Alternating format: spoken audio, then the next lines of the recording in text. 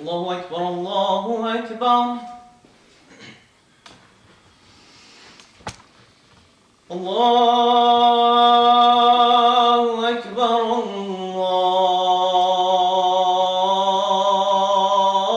الله أكبر. أشهد أن لا إله إلا الله.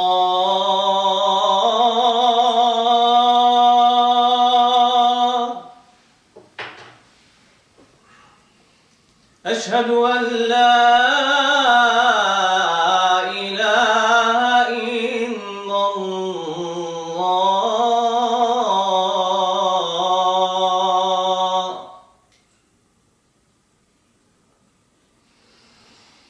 أشهد أن محمدًا رسول الله.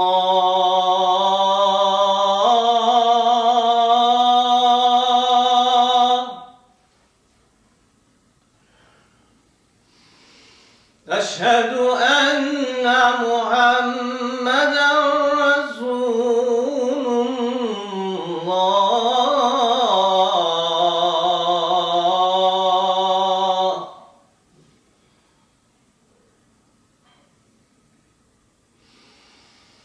حي على الصلاة.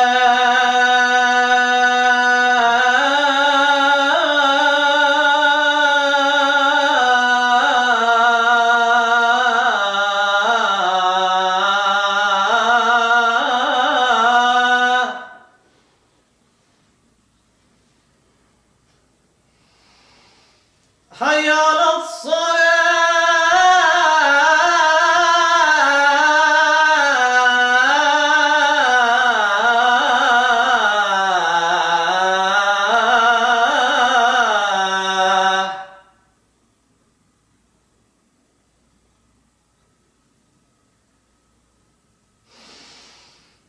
حي على الفلاح.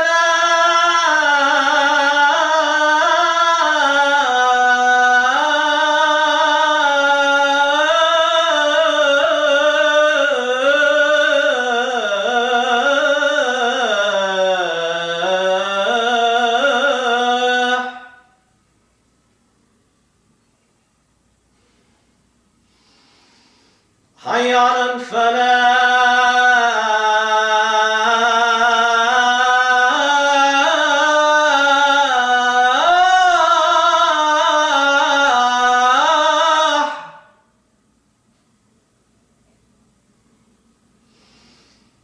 الله أكبر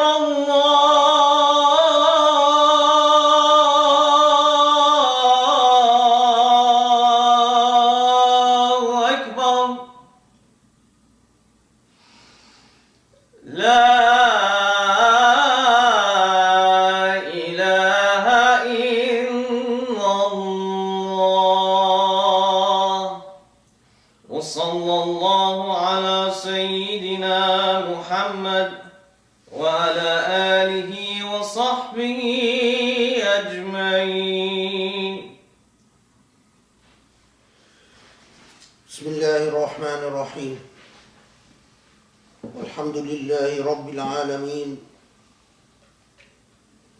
وسبحان الله العلي العظيم. ولا إله إلا الله وحده لا شريك له. والصلاة والسلام على محمد خاتم الأنبياء أجمعين، المرسل رحمة للعالمين، الشافع فينا يوم الدين، وعلى آله وأصحابه ومن اتبعه بإحسان إلى يوم الدين. يا رب يا رب إنا نتوكل عليك ونعوذ بك أن نضل أو نضل أو نزل أو نزل أو أن نظلم أو نظلم أو أن نجهل أو نستجهل. يا نور السماوات والأرض اجعل لنا نورا وأعظم لنا نورا يا نور السماوات والأرض اللهم اجعل القرآن ربيع قلوبنا ونور صدورنا وجلاء أحزاننا وذهاب همنا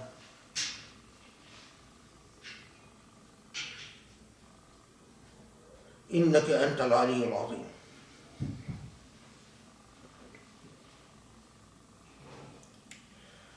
The Prophet ﷺ,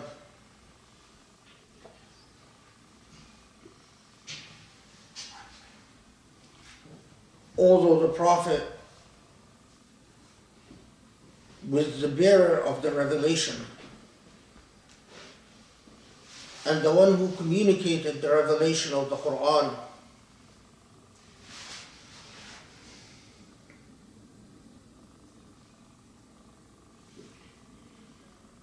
it is well reported that he would love to hear the Quran recited by others back to him, and especially those who had a beautiful voice that can give power to the voice of the Quran. And one of his very common du'as, the dua that he would repeat often,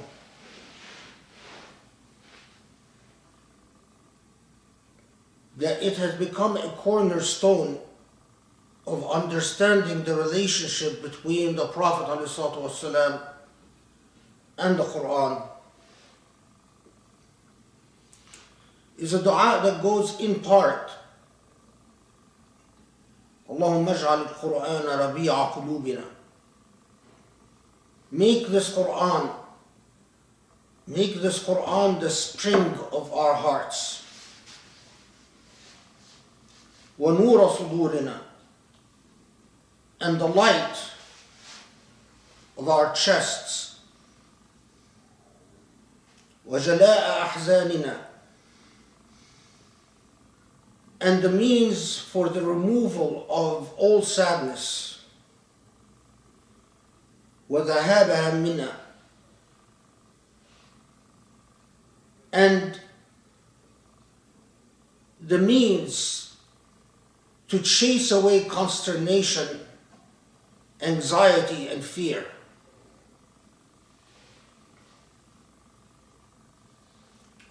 Already, the bearer of the revelation, the Prophet ﷺ, understood that the Quran is a continuing revelation, that once he, as a prophet, transmitted the Quran, it existed outside of him, talking to him, interacting with him, and indeed often guiding him towards the best way and the improved way. In other words, God's revelation interacted with God's prophet so that God's prophet can grow with the Quran and can progress with the Quran.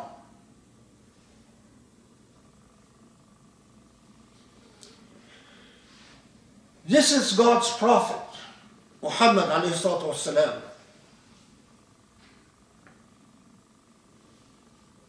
We would be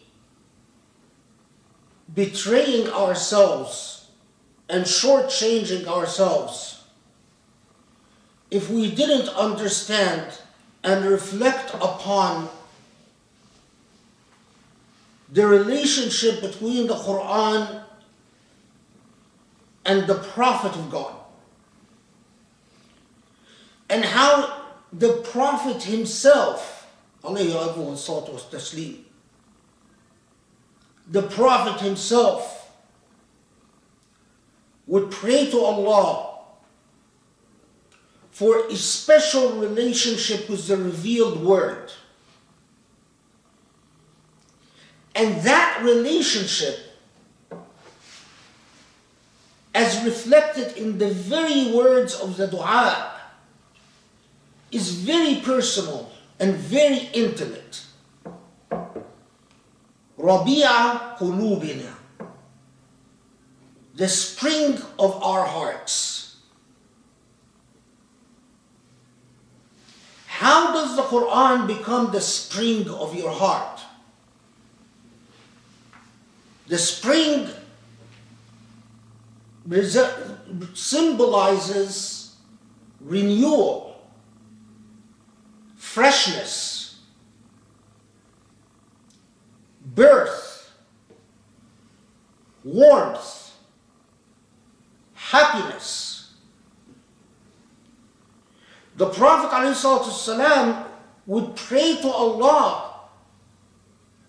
that the Quran would become the spring of our hearts. And that came first. How does the Quran translate into your life as a chapter of renewal and rebirth? And can you have a relationship with the Quran where the Quran guides you towards renewal and rebirth and rediscovery without having an intimate relationship with Allah's book? If your prophet, and he is the prophet himself,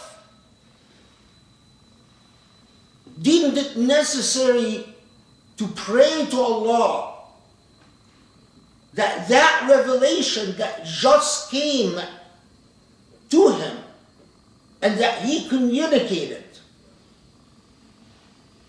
that when he revisits this revelation,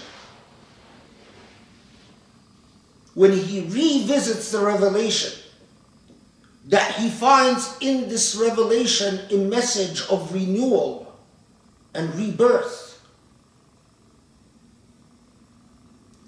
وَنُورَ صُدُورِنَا, and the light of our chests. The chest here resembles your very soul, or symbolizes your very soul, the very spirit of your being. Well, the Quran should be the light of that spirit. Meaning, if the Quran is the light of your spirit, the light of your soul, if for whatever reason that relationship falls, that you would have no light, and that you would dwell in darkness. The dua of the Prophet ﷺ is, Allah, make that the Quran the very light of our spirits, the very light of our souls. It is as if the dua is to make the Quran our very life.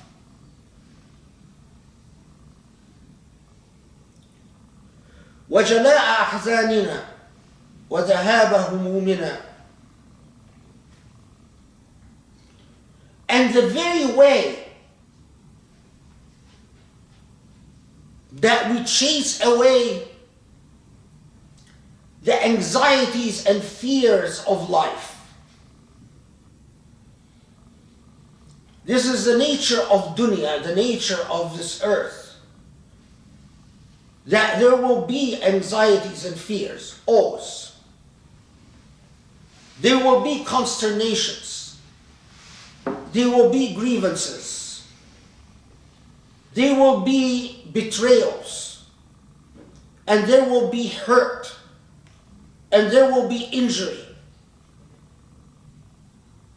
But if you follow the sunnah of the Prophet ﷺ, and as I said repeatedly, the sunnah of the Prophet ﷺ was not in how he drank water or how he cleaned his teeth. That's marginalia. The sunnah of the Prophet ﷺ is his very way of life. And in this dua, which he repeated very often, many times a day, we see that this sunnah requires you to have a relationship with the Quran, not a relationship where you turn on the Quran or you read the Quran as a way of mechanical protection from evil, or as a way to memorize certain surahs for prayer, or as a reminder upon the death of a loved one, or whatever occasion that we decorate our lives with the presence of the Quran. But that the Quran becomes the very spring of your heart, the very light for your soul, and the very way that you defeat your fears and anxieties and weaknesses in life. Concretely,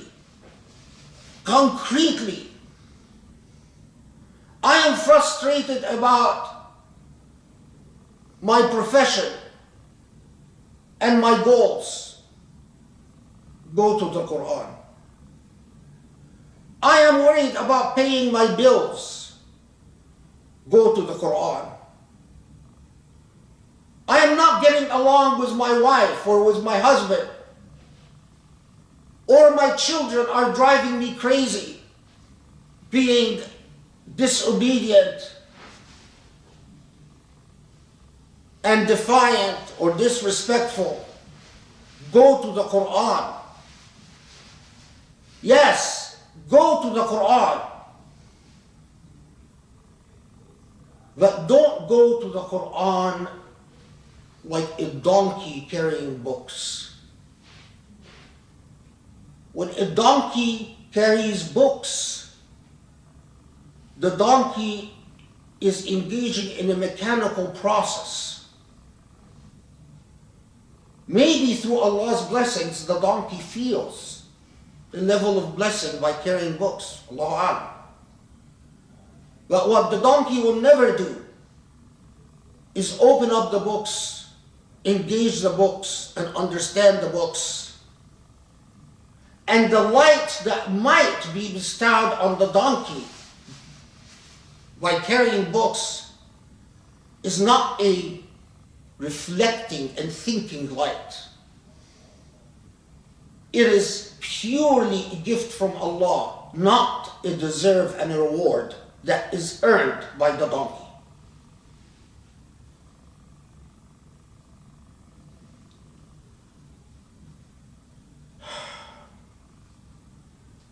If our Prophet ﷺ, our Prophet, told us a core sunnah,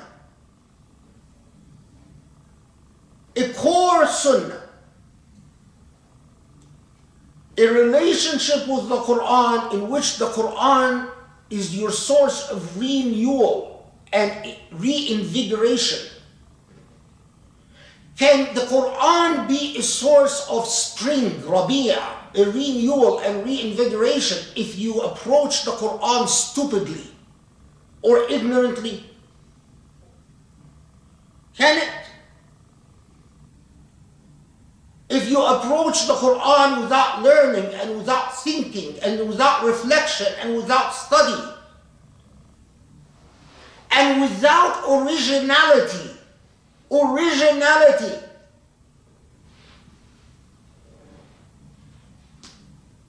can the Quran be A resurgence for your life? No. Rabi'a qulubina. That means a living Quran. A living, breathing, vibrating, engaging Quran. A Quran that accompanies you in the most meaningful way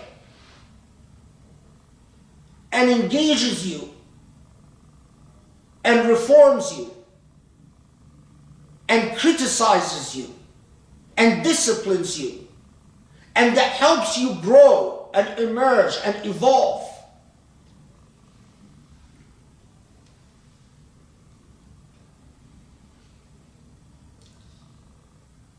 How many times does one say Muslims need a paradigm shift? The sunnah of the Prophet ﷺ was not in the marginalia of appearance and personal habits. The sunnah of the Prophet ﷺ was a philosophy of life, an attitude towards existence that is anchored in the living Quran.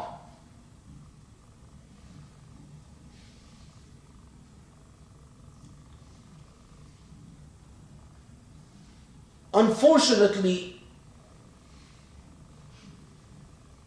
we Muslims have turned the Quran into a museum piece, a dead book, a book for the dead. It inspires no initiatives.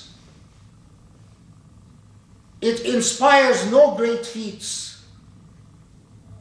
It inspires no great progress. It inspires no great humanistic movements. All it does is inspire people to go to Mecca, to go around the Kaaba, and then pat themselves on the back for a Hajj well done or Umrah well done. That's not the Quran. That's not what the Quran is about.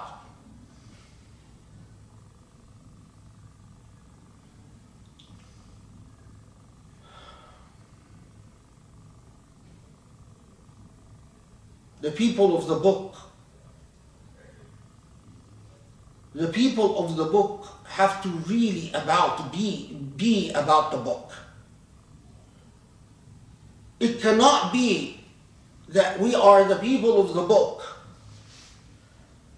but our relationship to the book is cosmetic and anchored in appearances, such as incorrect recitation or corrupt pronunciation, or an imam leading prayer that starts wailing in prayer, and then we feel good about ourselves. How about studying and learning the Quran so that it can truly be the agent of change, the agent of light, and the agent of power over fears and anxieties and human weaknesses? When you are anxious, do you read the Quran and you feel better? When you are scared, do you read the Quran and feel better? When you are angry, do you read the Quran and calm down? When you are longing, do you read the Quran and find comfort? When you are hurt, do you read the Quran and find yourself healed? When you are lost, do you read the Quran and find yourself guided? If the answer to any of these is no, then you have to revisit your relationship to the Quran. And you have to renew your relationship to the Quran.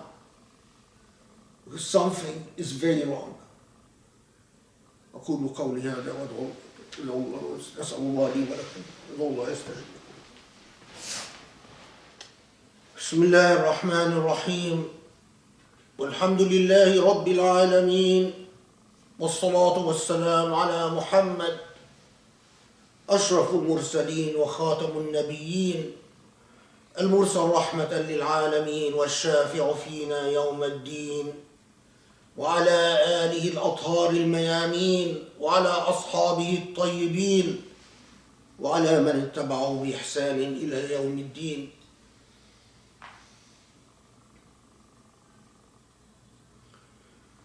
Allah subhanahu wa ta'ala tells us about people whose hearts and minds are closed. ختم الله على قلوبهم وعلى أسماعهم وعلى أبصارهم غشاوة ولهم عذاب عظيم. There are covers before their eyes and before their ears. They don't hear, they don't see. And covers on their very heart.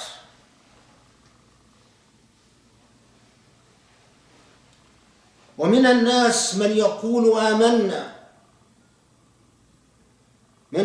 آمنا بالله وباليوم الآخر وما هم بمؤمنين يخادعون الله والذين آمنوا وما يخدعون إلا أنفسهم وما يشعرون في قلوبهم مرض فزادهم الله مرضا ولهم عذاب أليم بما كانوا يكذبون. وإذا قيل لهم لا تفسدوا في الأرض قالوا إنما نحن مصلحون ألا إنهم هم المفسدون ولكن لا يشعرون.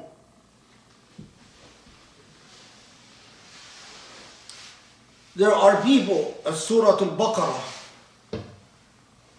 tells us from the very start, they're blind, they're deaf, their hearts are closed.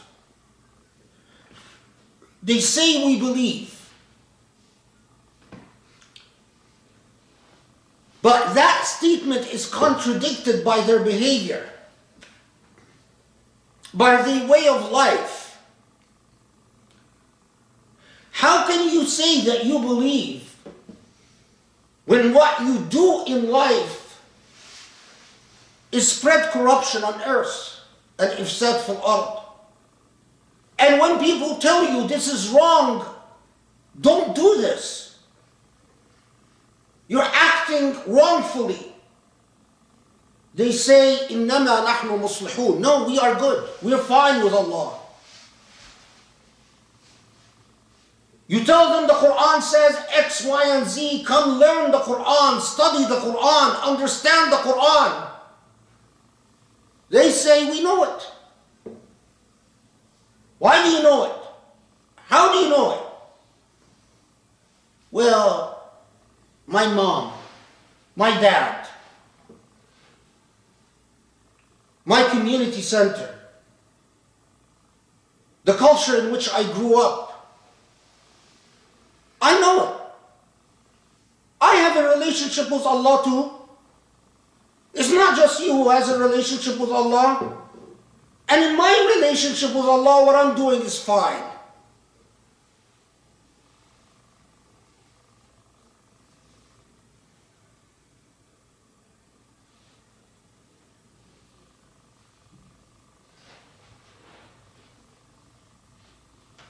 as Imam al-Tabari and so many others said centuries ago,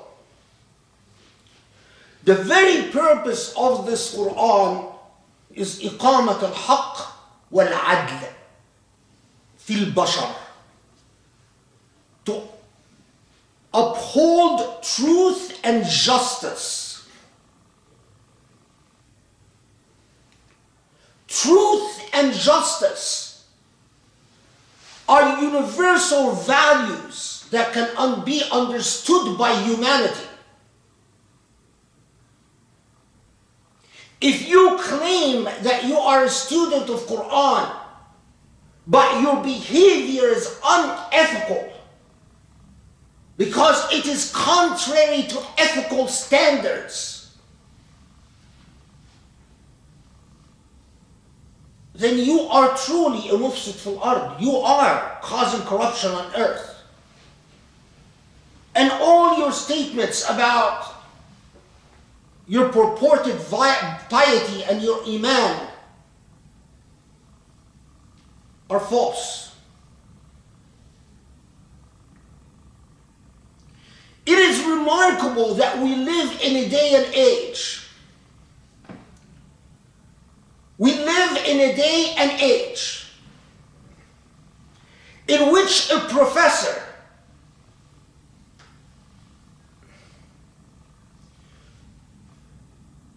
who has been promoted within his school to all the possible ranks, that there are no more promotions to be had, called an above-scale professor,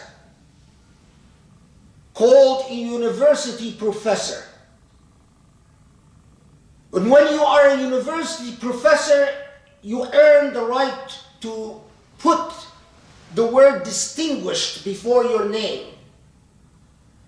So yes, a distinguished professor of law who served on the board of Human Rights Watch, who at one time won the Oslo Award, Human Rights Award, who won the American Academy of Religion Award, who does everything in public and open to the public, who gives free classes and free lectures, who posts all his classes and all lectures, who's written books that can be read and scrutinized,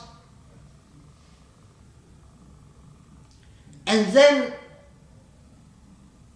his fellow Muslims, when they see that this professor found nothing more worthy in life to commit and dedicate his existence to than the Quran,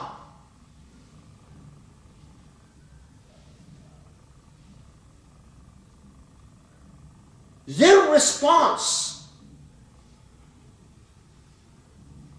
is, well, this is a cult. This is a cult. What is a cult? Let me first ask, where is Allah for you? Is Allah found with the suffering or that who inflicts suffering? Is Allah found with the poor or with the rich? Is Allah found with that who suffers injustice or that who perpetuates injustice? Is Allah found with those who pursue knowledge or those who sit resting on their laurels and assume themselves to be knowledgeable? Is Allah with the books of the Islamic tradition or on social media, Twitter and Instagram and whatever it is? Where is Allah? Where do you find Allah? Because that will tell you what type of cult this is. If it is the cult of the Quran, then yes, we are a cult. I am a cult. If it's a cult that sees the Quran as a miraculous book, worthy of scrutiny, analysis, and study, then yes, I am a cult. If a cult means that you stand with Sheikh Salman Alodah as he suffers in prison, as the vast majority of Muslims are silent, and their silence is complicity, then yes, I am a cult.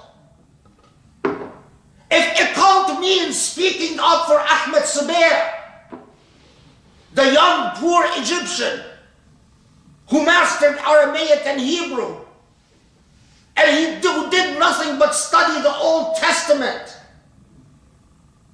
to become irreligious comparativists, and in order to appease the Coptic Church, Sisi's regime arrested him and threw him in prison till this very day, to rot in prison, and he finds no one in the world to speak for him, then yes, I am a cult. If a cult means the only Muslim academic to sign the new initiative protesting the inaction of Muslim countries vis-a-vis the genocide being perpetuated against the Uyghur Muslims, then yes, I am a cult. If a cult means pointing to the fisq and fasad, the corruption of the rulers of Saudi, the usurpers of the Kaaba, and the rulers of Egypt, and the rulers of the Emirat, who killed thousands of innocent Muslims in Yemen, then yes, I am a cult.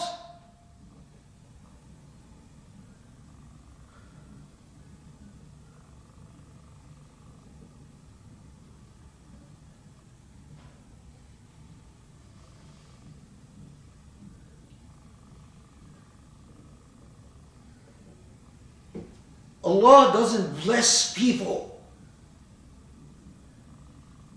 who have made a mockery of truth.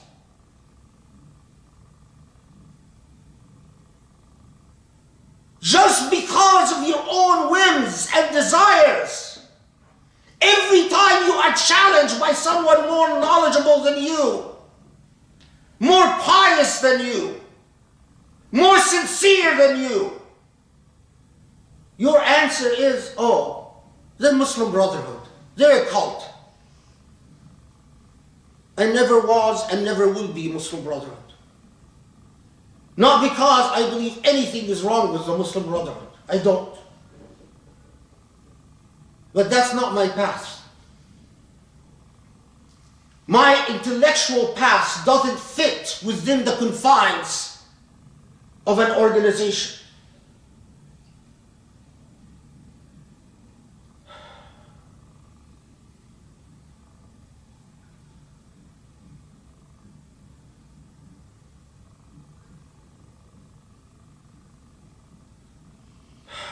I remember the dua of the Prophet ﷺ. اللهم لا تجعل في قلوبنا غلا للذين آمنوا. Allah, don't make in our heart an angst against our fellow believers.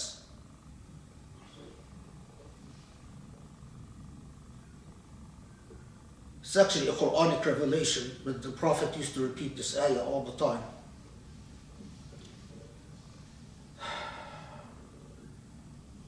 And I pray, and I pray, and I pray to forgive so many of my fellow Muslims who do not seem to want to see that Islam that is not on the side of haqq, truth, and adl, justice, is not an Islam worthy of the name. It is not an Islam at all. I pray to Allah to forgive my anger and angst and hurt, and to help me heal that sense of hurt for the continuing injury by fellow Muslims who have forgotten the first thing about their own faith and religion. أقول قولي هذا واستغفر الله لي ولكم إني داع فأمنوا. اللهم اغفر لنا، اللهم ارحمنا، اللهم اعف عنا، اللهم اهدنا لأقرب من هذا رشدا يا علي عظيم. Allah, forgive our sins, guide us to the straight path, grant us the light of your presence of divinity and beauty, Ya Allah, and guide us towards a better path than we have been following in life, and forgive our sins. Wa aqim as-salah.